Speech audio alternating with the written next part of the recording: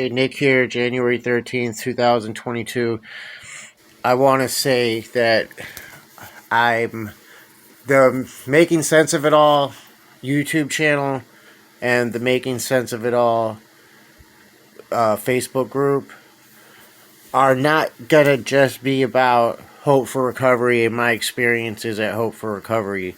But that's where I'm at now in my journey, is that's where I make a difference in my community, is at Hope for Recovery on Wilson and Valley Street in Manchester, New Hampshire.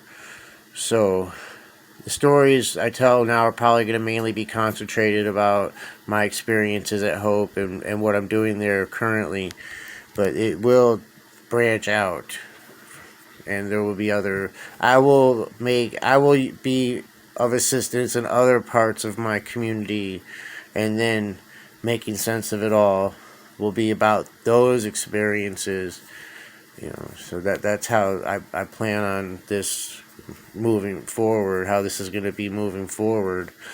And I expressed to Keith today, Keith Howard, the executive director at Hope, that now I've been coming and going at Hope for Recovery for about 3 years almost. So now I'm ready to just be of assistance at Hope in that capacity. Is how can I assist Hope and the members there? And in order for me to do that, I have to stop, I guess, making friends at Hope. Unfortunately, it was hard for me to do that when I worked at Hope, when it was expected of me to be professional and not make new friends with the members. But it was hard for me to be friendly with the members and then not develop a friendship type bond. It was just difficult, and I got frustrated and just kind of imploded on everyone. So, but I learned from that, and this is me maturing. I want to continue to be. I feel like it's a privilege for me to be able to go to Hope and volunteer. I get as much out of it that I put in. The feeling I get from volunteering at Hope, in my community, is worth the amount of effort that I put in to clean the floor, clean the entrance, and stuff like that.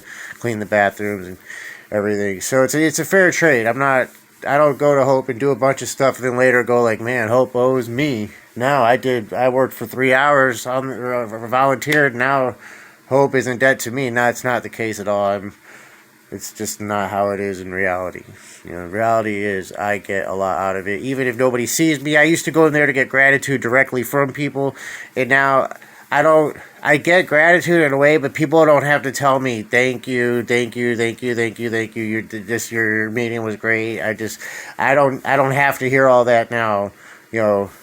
I get I don't need that validation. I appreciate that though. It is fulfilling. It is a fulfilling feeling to contribute to the community. So, but the feeling I get by myself, just knowing I'm doing it, is enough now. I don't need the validation from other people to compel me to keep doing what I'm doing. So I don't meet new.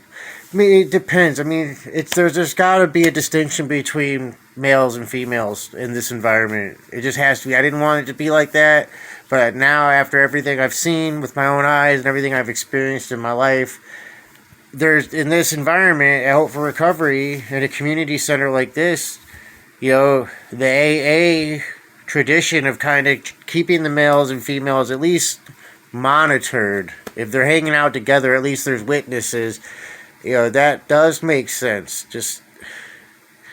You just have to live it to understand it, I guess. This is how I feel about it. But, so this is what I'm saying is, from now on, this point on, when I meet guys at Hope, I can talk to them alone. I can go to their sober house. We can talk on the phone. We can communicate through text message and messenger.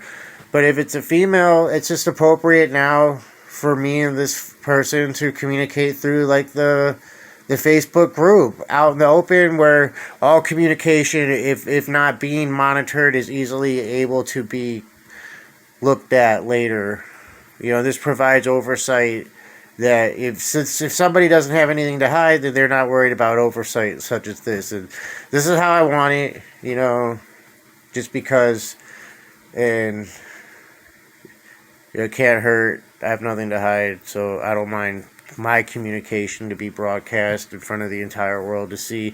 But it's just in the Facebook group, I guess. Whenever I can change the privacy to private or whatever, I can do all that. But there's got to be people that can see the communication if it's between me and a female. That's just how it is, for details that people that know me will understand, and people, if you don't know me, you can just imagine, just use your imagination. So, and that's how it is.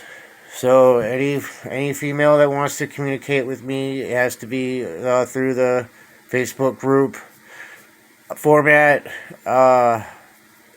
through a post. Just, hey Nick, this or that, whatever, you got to ask your question, whatever statement you want to make, say it in post form in the Making Sense of It All Facebook group. Thank you.